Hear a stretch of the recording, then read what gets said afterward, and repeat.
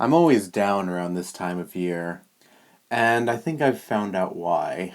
Because 5 years ago today, someone really close to me died. The person who died was like my grandfather, pretty much, and I never had an actual grandfather in my life. The one on my father's side, this really big alcoholic.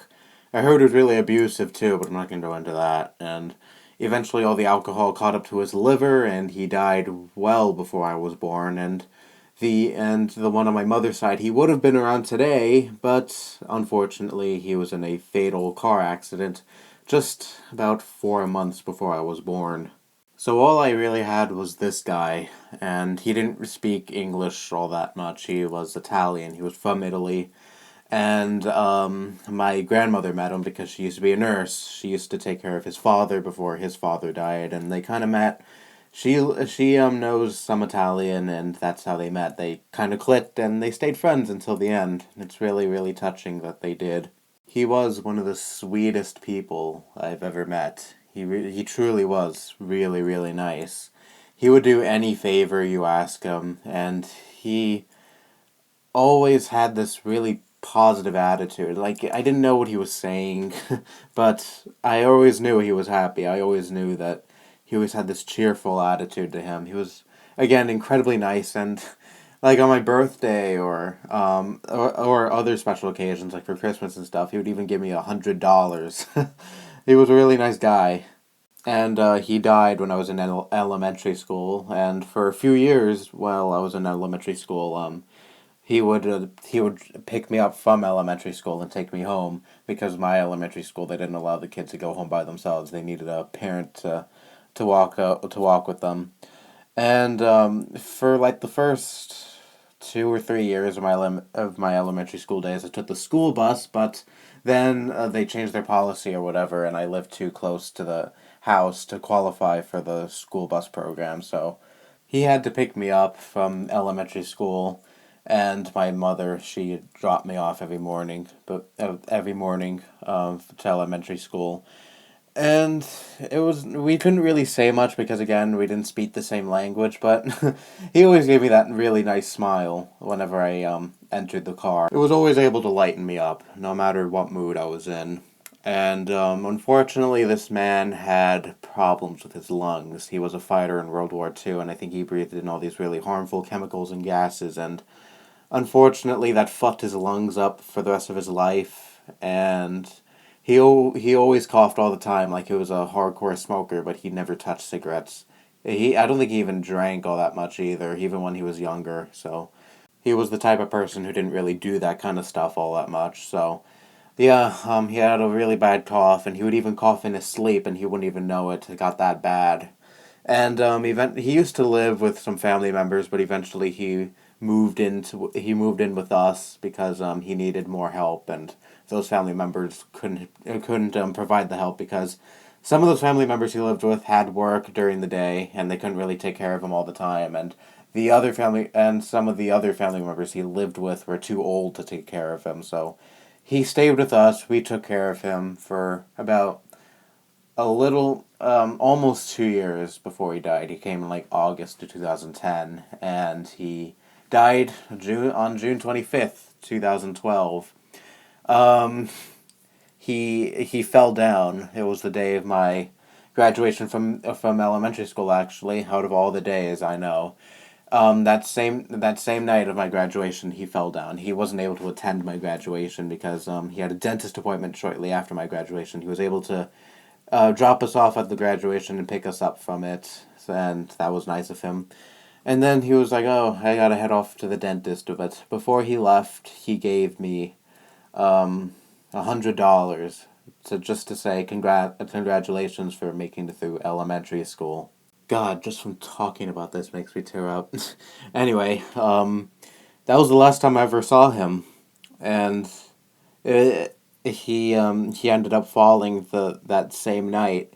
He was visiting his family, and he was eating dinner with them or whatever. And I've been to his family's house. They have this weird thing between the kitchen that divides they have this little passageway that, you know, divides the kitchen and the dining room, you know, one of those doorless things, you know, I'm sure you know what I'm talking about.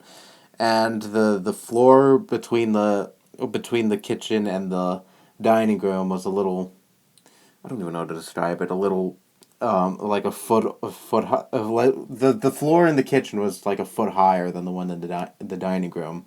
That's what I'm trying to say. And he unfortunately didn't see where he was going, and he was holding some dishes. He told us the whole story. He insisted on washing the dishes for them. He didn't want them to wash their own dishes. Yeah, again, really nice guy. And he didn't see this. He didn't see where the floor is divided, and he tripped over the floor and he fell. And those plates kind of cut him. I think they cut his fingers and stuff. And that I don't think it was that badly though. But the big problem was that he broke his hip when he fell. So his family members took him to a hospital.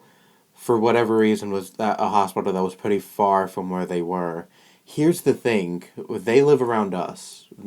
It's like a 10-minute drive from where I am to their house, and there was a hospital right in our area. But they decided to take him to a hospital that was much farther away. For whatever reason, I don't know, and I'll probably never know, anyways. So they took him to this hospital, and they called us and told us what happened, and we were all scared. We were all freaking out because, again, we all love this man. He was pretty much like our family, and again, he was like my grandfather, and I was so close to him, and I was worrying. But then I kind of started to calm down. I was like, he's been through a lot. He's been through World War II. And I'm sure he can live through this. Anyway, the either the next day or 2 days later, my mom drives my grandmother to the hospital, and I went with them. But I didn't. Me and my mother, we didn't want to go in the hospital. We just dropped my grandmother off for a few hours, and my grandmother, she talked to him. He was all right, but I didn't want to see him like that. I didn't want to see him in a hospital bed or anything. They asked, "Oh, do you want to go see him?" And I was like, "No, I'd rather not see him like that." And I still was thinking in my mind, he's gonna make it through this. He's gonna get better. And they were already like looking on the bright side of things. The doctors were already saying, "Oh, he's gonna be fine." I think he needed. I think they said he needed some minor surgery, but it's nothing that crucial. He's gonna go to rehab for a few weeks to get better and heal his hip, and he'll be fine. He'll be released, and he'll be back with us. And things were looking on the up and up for about 2 or 3 days, and then that's when things started to go downhill. For some reason, he was starting to, I guess, deteriorate. I don't know. His lungs started acting up, and I've heard that it was because he was really really scared of hospitals or something. So, in a way, I guess I don't know. His fear is what caused this. Anyways, he got really really anxious and really really scared, and then he started going in a really bad state, and stuff happened. I don't remember so clearly exactly what happened, but then he was at a point where only a machine was keeping him alive. And things were looking worse and worse for him, and the chances of him surviving were getting lower and lower to the point where there was about a 98% chance he wasn't going to make it. And we still tried to keep this positive attitude that maybe he might pull through. There's still that 2% that he'll make it through. But in reality, we were mentally preparing ourselves for what was most likely going to happen at that point. And I remember for the 2 days before he died, we're all just worrying and trying to hold out some hope that he was going to make it. And and we kept getting all these calls from his family members because we kept in touch. We had their phone number at the time, and every time they would call, we would get so scared, so worried, and thought the worst happened. But no, they just gave updates on how he is, and none of them were good updates. Unfortunately, not. Anyway, the night before the day he died, we all sat in our dining room and started praying for him and started, praying to God. At trying to help him pull through. And, well, that didn't work, and he died the next day around, I don't know, 6 p.m., I think, we got the call. And, well, like I said, I think I mentioned this before, this experience did help me, was pretty much the catalyst in my transition from Catholicism to atheism, but I'm not going to get into the whole religion stuff here. So we got that call, and then hung up, and we all started crying. It was the first time I've ever seen my mother, and especially my grandmother, cry. And this was especially tough because usually they're very strong people. They don't cry all that easily, and to see them finally hit that point where something is so sad where they do cry, it just pushed me over the edge, and I started sobbing like crazy. And not to mention that me and this man were so close. We enjoyed each other's company. He really liked me, and he saw me as a grandson, and I saw him as the grandfather I never had. And the last time I ever saw him, I always look back at this time, and I it chokes me up because he was still so cheery, so happy. He gave me $100 or $250s. I still have them actually. I put his initials on them to make sure that those are the ones he gave me, and I will always keep them. I'm never gonna spend them. I'm never gonna cash them in or anything. Anyways, he was always so happy, so cheery, and even in that last time I saw him, he was the same exact way. And then all of a sudden, like a week later, he dies. And that same night, he falls and breaks his hip. It really does get me thinking, like, how life can just leave you just like that. 1 second you're fine, you're happy, you're cheery, everything's going peachy, everything is normal. The next, you're gone. So this experience really did change me. Well, once because it's the first and for now only time I've experienced the death of a very close and a loved one and a very close loved one.